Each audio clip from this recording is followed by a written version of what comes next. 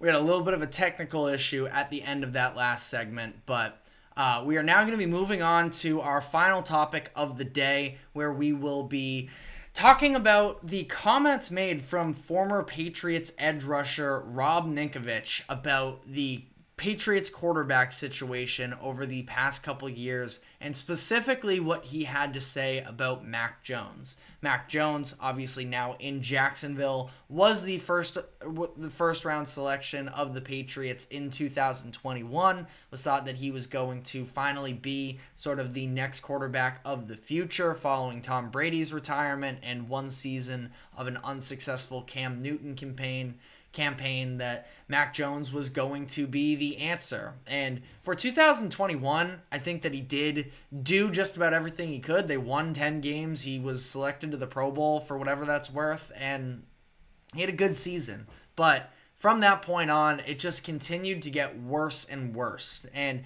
talked about it on the show before. I think that that is in large part because of the incompetence of the Patriots front office and coaches, of not putting together a good enough surrounding talent for offensive line and receivers to actually help a young quarterback develop. I just don't think he ever really stood a chance based off of sort of his surrounding situations, but he also probably was never the guy at the end of the day. But that being said, former Patriots edge rusher Rob Ninkovich had some pretty harsh words about Mac Jones. Ninkovich was a starter for the Patriots for a handful of years in the 2010s, won 2 Super Bowls with the team, and he's still in tune with the Patriots. And he now hosts the Dan and Ninko show with Dan O'Brien.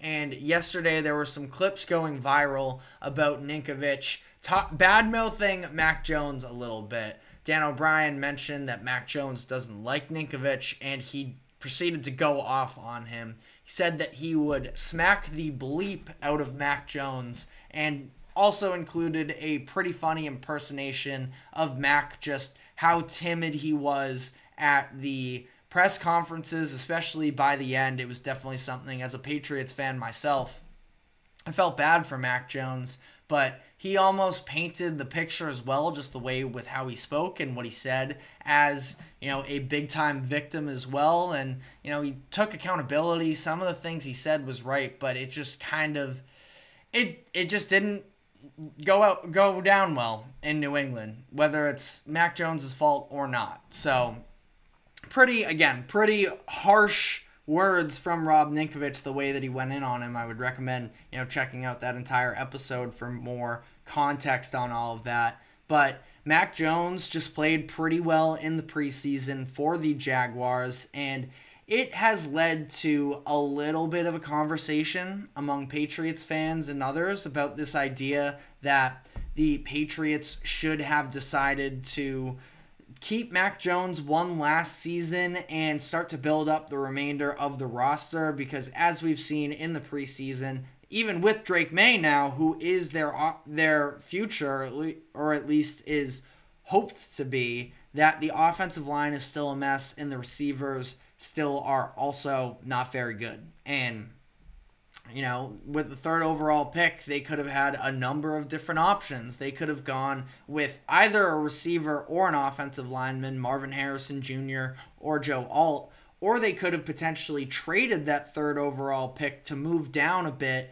and accumulate a number of different draft picks for the future to fill out some of those holes, and maybe still even potentially get a top 10 player in the draft. Now, you can't have it all. Patriots fans also are oftentimes very difficult to please ultimately. So I think that, where I have landed on this is the idea that I do understand how messy the situation is with the Patriots and that they have a lot of room to grow.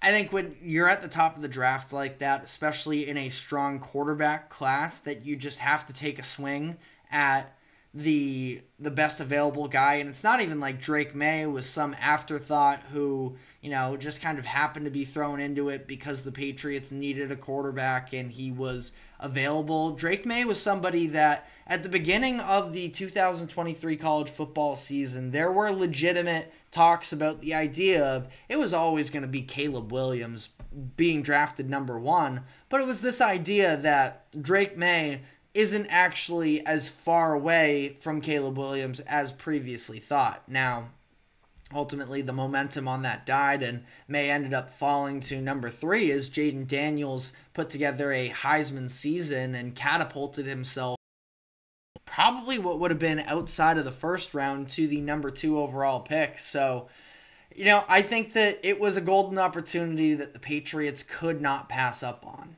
But I do also understand that there are a lot of other issues with how this team is currently constructed, and they have a lot of room to grow. Mac Jones, what I'll say about him is, again, I defend him. I think if he landed in a different situation, I still look back to San Francisco when there was at least that sort of smokescreen about the idea of how Mac Jones could have potentially gone number 3, and then they ended up going with Trey Lance instead. I feel like if Mac Jones landed in San Francisco, there's a good chance he could still be the starting quarterback there. And Purdy, yes, at this point 100% is better, but I do wonder if Mac Jones would have had a more stable place to develop in. I wonder if he could have been able to actually pan out there, because again, his rookie season when things were more functional for the Patriots was actually pretty good, all things considered. And yeah, they got their doors blown off in the playoffs against the Bills, but that was a Patriots team that probably shouldn't have been in the playoffs to begin with. Part of it was based off of Mac Jones. A lot of it was based off of, again, Bill Belichick. I still think that Bill Belichick, the coach, is a great option for any team. Bill Belichick, the general manager, sort of killed this Patriots run is even probably the wrong word to put, because at that point, they hadn't won a playoff game in a handful of years, and they had a Cam Newton year in there as well. But, Belichick was on a roll, I think, even in that Cam Newton year. I believe the Patriots won 7 games in 2020. There was really no way that they should have, or it was 2019. 2020, I don't know. The Patriots should not have won that many games, and Belichick kept the Patriots in it far longer than they should have been. But ultimately, again, bad roster decisions, and not just the roster itself, but obviously the entire coaching debacle of having Matt Patricia and Joe Judge as your co-offensive coordinators, and the mess that was just, it was too much for Bill Belichick to continue basically putting out fires that he was also creating while also trying to run a football team. He was just so spread thin, and by the end of it, he was just struggling to, do his job. But ultimately, I think they made the right decision. And, just to these quotes about Rob Ninkovich, the idea of, I understand, Mac Jones, even if he was a good talent, one of the big things that Ninkovich was sort of hitting on during all of this is the fact that he said that he needs a quarterback with some more nuts as his starter. And he obviously played under Tom Brady, or with Tom Brady, I should say. And he saw what that true leadership looks like. And even when, again, I'm a Patriots fan, I was probably overly optimistic pro Mac Jones for a little bit there. It's not like he ever screamed leader. And especially once the 2022 offseason when it was coming together with Matt Patricia and Joe Judge, and they're playing these preseason games. It's like, oh wow, this is going very poorly. Mac Jones was complaining all the way through, publicly sort of yelling at players and coaches on the sideline. And I get it. It must have been an extremely frustrating situation watching his professional career basically sabotaged by the people that were supposed to be nurturing him and helping him grow.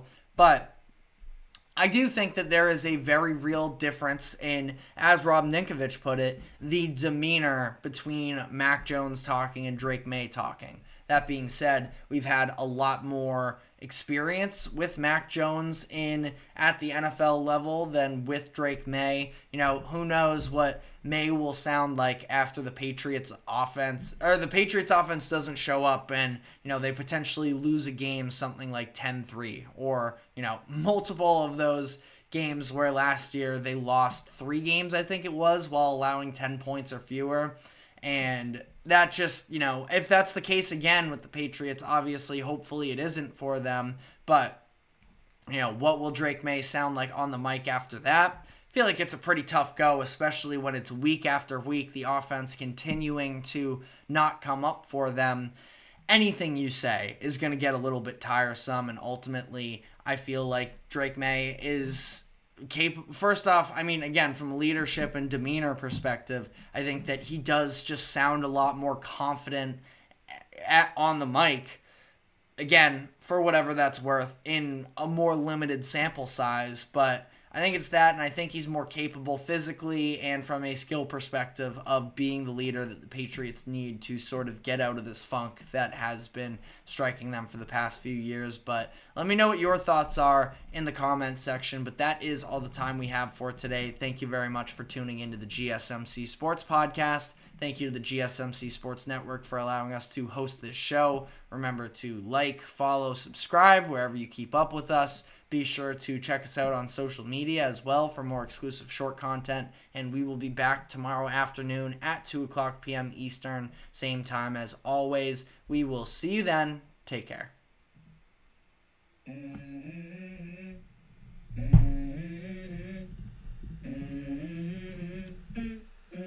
Let's go. I wake up to a little bit of drool on my pillow, feel like it's gonna be a bad day. Yeah, I'm tired of shit, and the coffee ain't hit yet, damn, ain't that great.